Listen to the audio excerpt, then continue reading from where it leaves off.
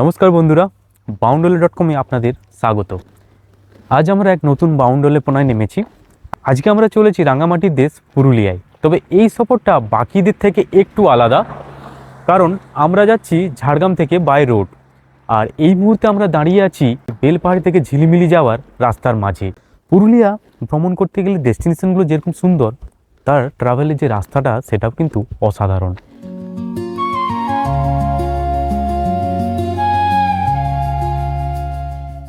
সকাল সকাল আমরা ঝাড়গ্রাম থেকে রওনা দিলাম আমাদের নিজস্ব গাড়ি নিয়ে গন্তব্য পুরুলিয়ার বাঘমুন্ডি। প্রায় 150 কিলোমিটারের পথ, প্রায় সময় লাগবে 4 ঘন্টা। রাস্তাঘাট বেশ সুন্দর।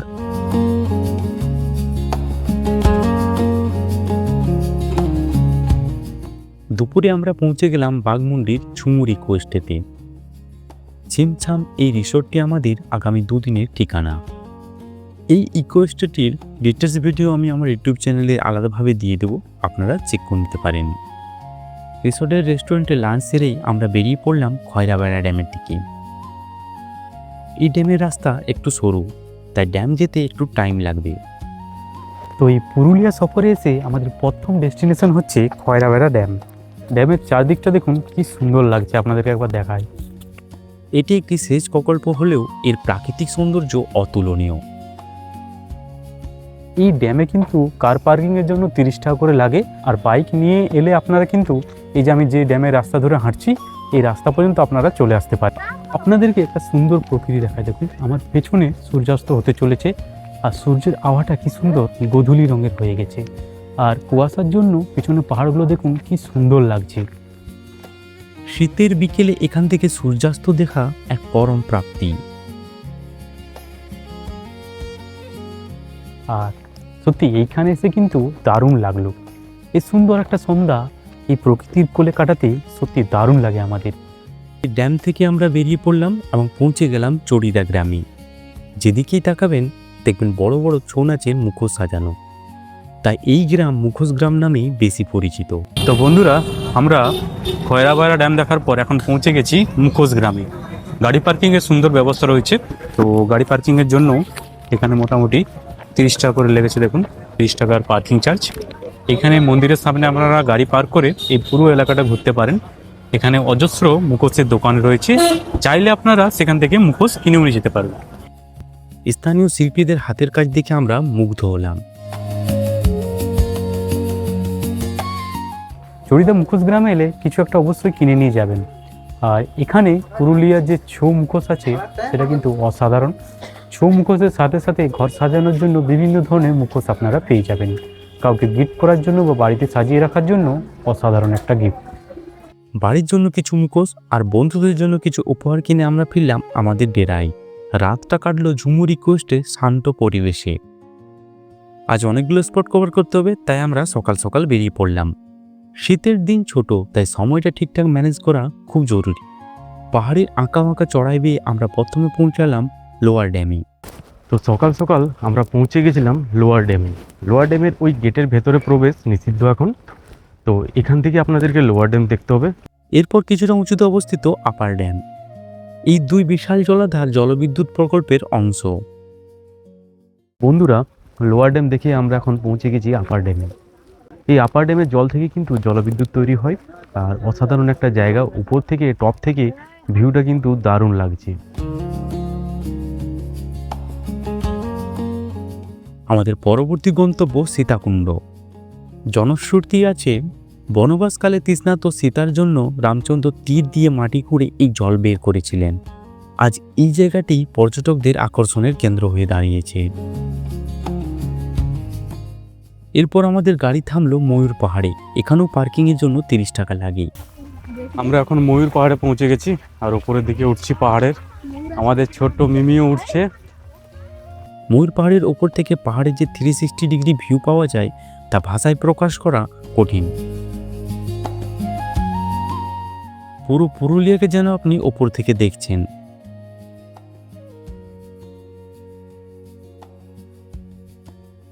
এই ময়ূর পাহাড়ের নাম এই ধরনের হওয়ার কারণ হচ্ছে একসময় কিন্তু এখানে প্রচুর ময়ূর দেখা যেত। বর্তমানে কিন্তু ময়ূর দেখতে পাবেন না, তবুও এই পাহাড়ের প্রাকৃতিক যে সৌন্দর্য রয়েছে সেটা কিন্তু এখানে এসে এনজয় করতেই পারেন। এর পরের ডেস্টিনেশন মুরগুমা ড্যাম আমরা নিজস্ব কারণবশত স্কিপ করে সরাসরি চলে এলাম মার্বেল লেকে। এই মুহূর্তে আমরা পৌঁছে গেছি মার্বেল লেকের পার্কিংয়ে। গাড়ি রেখে হাঁটা পথে আমরা এগোচ্ছি মার্বেল লেকের দিকে। এই মার্বেল লেক যাওয়ার পথে কিন্তু অসংখ্য দোকান রয়েছে। চরিদা মুখোশ গ্রামের মুখোশও রয়েছে এখানে। এই মুহূর্তে আমরা দাঁড়িয়ে আছি মার্বেল লেকে। একটা মজার বিষয় হলো এই মার্বেল লেক কিন্তু প্রাকৃতিক কারণে সৃষ্টি হওয়া লেক নয়। যে আপার ড্যাম লোয়ার ড্যাম আপনারা দেখেছেন, সেই ড্যাম বানানোর জন্য এখান থেকেই পাথর কাটা হয়েছিল। পরবর্তীকালে এই জায়গাটি বৃষ্টির জলে পূর্ণ হয় এবং এই লেক তৈরি হয়।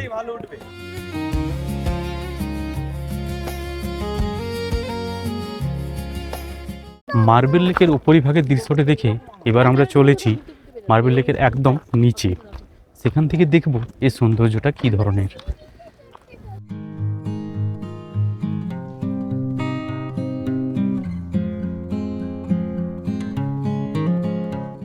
মার্বেল লেক দেখার পর আমরা পৌঁছে গেলাম বামনি ফলসে।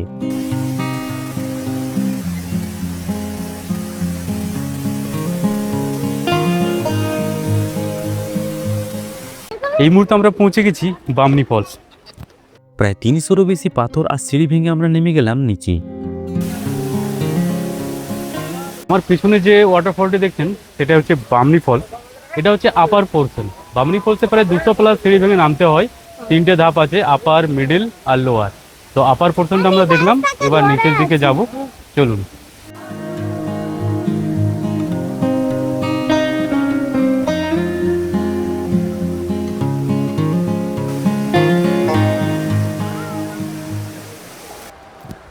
মিডিল পার্টের পর থেকে কিন্তু সিঁড়ি শেষ। এবারে একটু পাথুরে টাইপের রাস্তা আছে, মানে পাথর দিয়ে ধাপ ধাপ বানানো রয়েছে। তো নামতে তো কোনো অসুবিধা নেই, ওঠার সময় ভীষণ কষ্ট লাগে দেখেছি। বামনি ফলসের জল যখন পাথরের খাঁজ বেয়ে তীব্র বেগে আছড়ে পড়ে তখন সব ক্লান্তি দূর হয়ে যায়। এই মুহূর্তে আমরা পৌঁছে গেছি বামনি ফলসের একদম নিচের পোর্শনে। দেখুন নিচের থেকে যে একটা ভিউ পাবে না, উপর থেকে সাইডে থেকে সেই মজাটা নেই। মনে রাখবেন, ওঠার সময় কিন্তু বেশ দম লাগে। এই বামনি ফলসের 3টি স্টেপ রয়েছে। আপনাদের যদি নিচে নামতে অসুবিধা হয় তো উপরের বা মিডলের পার্টটা দেখে ফিরে আসতে পারেন। বামনি ফলস দেখে আমরা গেলাম তুর্গা জলপ্রপাতে। এটি বামনির তুলনায় ছোট হলেও এর শান্ত পরিবেশ দারুণ। তো বামনি ফলস দেখার পর আমরা এখন পৌঁছে গেছি তুর্গা ফলসে। এটা একটু কম উঁচু, বামনি ফলসের মতন সিঁড়ি নেই, কিন্তু এর ভিউটাও দেখতে সুন্দর। একদম ওয়াটারফলের সামনে পৌঁছে যাবেন আপনারা নিচে, আর সুন্দর একটা ছোট্ট ওয়াটারফল।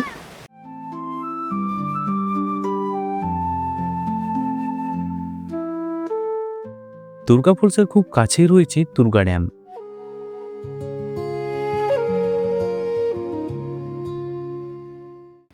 সুন্দর পাহাড়ের কোলে এই ড্যামটি দেখুন।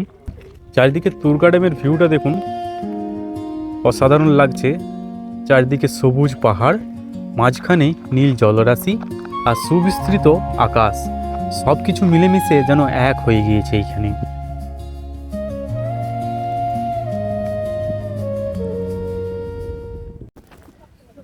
এই তুর্গা ড্যামের উপরেই রয়েছে একটা সুন্দর মন্দির।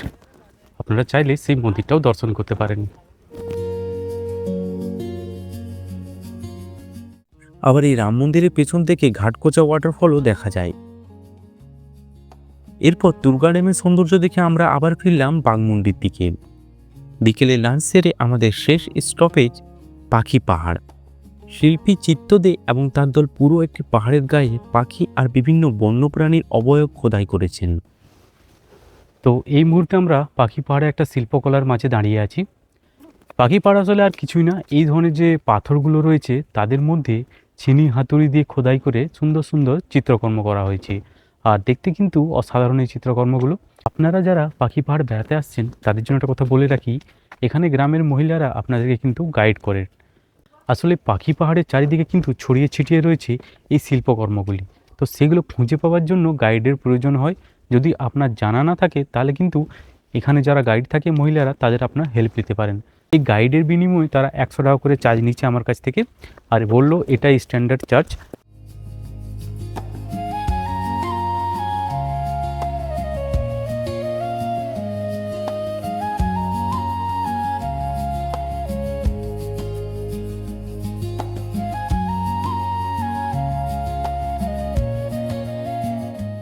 ঝাড়গ্রাম থেকে পুরুলিয়ার প্রথম দুদিন আমাদের এইভাবেই কাটলো। শীতের বেলা খুব ছোট, তাই পাহাড়ের কোলে খুব দ্রুত রাত নেমে আসে। তবে আমাদের ট্রিপটা কিন্তু এখানেই শেষ নয়। দ্বিতীয় দিনে আমরা যাব জয়চণ্ডী পাহাড় এবং গড়পঞ্চকোটের রহস্যময় মন্দিরে। সেই পর্ব দেখতে হলে নজর রাখুন আমাদের পরবর্তী ভিডিওতে। ভিডিওটি ভালো লাগলে লাইক করুন, বন্ধুদের সাথে শেয়ার করুন, আর অবশ্যই সাবস্ক্রাইব করুন। দেখা হচ্ছে পরের পর্বে। ধন্যবাদ।